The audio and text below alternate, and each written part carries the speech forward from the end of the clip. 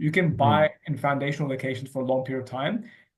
To your point with Melbourne, like we're doing a lot of buying in Melbourne right now because that's something we feel that's in the bottom of the property cycle. So you don't need to go to a Darwin to get a great deal, if that makes Yeah. sense. But yeah, like have you been And seeing anyone have that kind of mindset, like a more to short be to your mindset? point, honestly, yes, Yeah, right? And exactly to your point of people just buying a market that's hot right now, yeah. thinking they can just cash in and out. And to be honest, I'm seeing a lot more with, I'm not going to say the suburb, but there was one particular suburb where I felt like every single buyer's agent was Yeah. just buying there.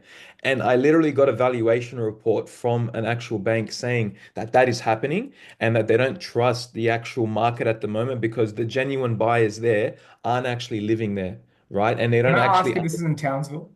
No, it's regional Queensland. It's regional Okay, Queensland. close enough. Yeah, different place, but yeah. Yeah, yeah. And the thing is, right, it's like I don't want to bag out anyone that's actually bought there, and that area is probably going to do well.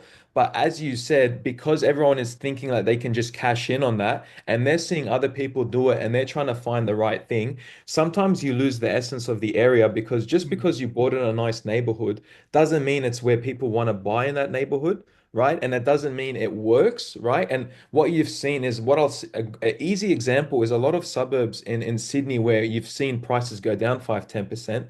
Reason being is because it looks good, but when you actually live there and the way the area is actually structured, it's not very livable. So if you're not going to actually want to live there as a local, and that can happen in these remote locations where you're seeing the numbers and they look good and you're looking at it as like a stock when it's actually someone living there and actually someone wants to be there.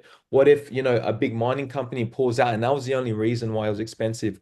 Or what if it's an actual, beachy town that's actually really nice and people like don't even know about it? One side has a really smelly location, there's, a garbage dump there, and the other side has like a beautiful paradise that you don't even know about. yeah, So sometimes you kind of lose what that area is and where you're actually investing. And it shouldn't just be looked at as a Nike stock, Amazon, because yeah. it doesn't really work like that.